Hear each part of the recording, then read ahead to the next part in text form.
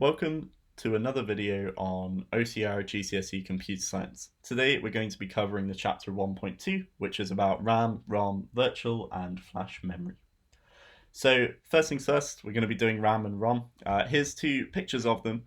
ROM is a small chip on the CPU circuit, so on the the motherboard circuitry. So it's an integrated chip. We'll be talking more about its details in a second, whereas RAM kind of looks like sticks. So RAM can be replaced, it can be upgraded, you can swap it in and out, and so on. So the differences between RAM and ROM, well, first of all, I should say what they stand for. RAM means random access memory, and ROM means read-only memory. So that might give you a few clues about some of the differences already. RAM is volatile and ROM is non-volatile. Volatile means that the data is lost when power is lost. So RAM relies on an active sort of current running through it in order to retain information. So when you turn off your computer, all of the data stored in RAM is gone, whereas ROM, it sticks around. RAM is read and write, whereas ROM is read only. So we say that ROM is firmware, software that can only be read and never edited. And finally, like I said before, RAM is replaceable sticks, whereas ROM is kind of this permanent onboard chip. So we have a few of the definitions written up on the right as well. So what is the purpose of RAM? So RAM stores your programs and instructions and data ready for the CPU to deal with. So the control unit to fetch, decode, and execute. So RAM is also known as main memory, so I tend to use them fairly interchangeably, but when I'm talking about main memory, I'm talking about the hardware component, RAM itself. RAM also happens to be very, very fast, a lot faster than secondary storage, such as your hard drives, your solid state drives, USB sticks, all of that. RAM is very, very quick in comparison. So moving on, the purpose of ROM.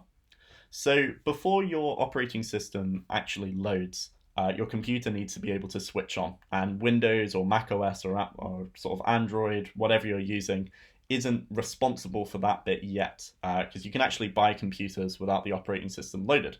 So what we need is a starting piece of software just to get things up and running and check that all of the components that are needed are there, and also to take some inputs from keyboard and mouse. So this is the purpose of ROM. It stores something called the basic input output system, or BIOS, and the boot up firmware. So BIOS just lets you use your keyboard, basically. It's sort of a very simple screen, lets you check some hardware components, load up from a disk or a USB drive or CD, which is how you install operating systems. And if your computer crashes or there's a problem in boot up, then the BIOS would help you try and diagnose it. Without the ROM, your computer would be paperweight. It wouldn't be able to load any instructions whatsoever. You wouldn't even get to the operating system. It would just be a very, very heavy hunk of metal that is completely worthless otherwise. So the ROM is a very important component. It's very important it doesn't fail. Otherwise, your motherboard is bricked and you're going to have to get a new one. So some definitions there: basic input output system, and firmware is software that can't change. So onto a new concept entirely. So we just dealt with RAM and ROM, which are hardware components. Now we're dealing with a software sort of idea called virtual memory.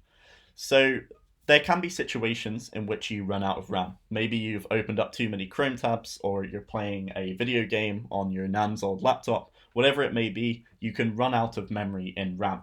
So when that happens, we take a small part of the secondary storage, so maybe a hard drive, and we treat it like it's RAM. But there's a few problems with this. As I said, RAM is very, very quick, so that secondary storage isn't going to keep up at the same speeds. So this can make the computer feel sluggish, like it's lagging. Maybe you're typing stuff and the words are kind of popping up slower than you're actually typing them. Often people call this sort of chugging or lagging, and this is kind of the result of having to resort to virtual memory. Obviously, virtual memory is not ideal, but it is often the only alternative other than your computer just stopping working entirely. So we want to try and avoid using virtual memory. You'd want to upgrade your RAM if you're frequently using virtual memory, but it's there as a backup to make sure that our computer is still able to function even when RAM is full. And then onto a different concept, so flash memory.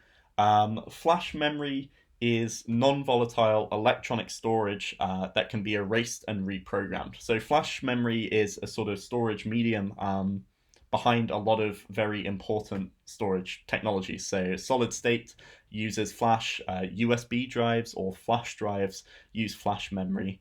This is quite important for chips like ROM. Basically, any electronic storage that doesn't involve moving parts will have non-volatile flash memory. So as it says here, uses small chips, well suited to embedded systems and smartphones because it's very small, and it's also very sort of portable and hard to damage because there are no moving parts. So that's the end of this video. Thank you very much for watching.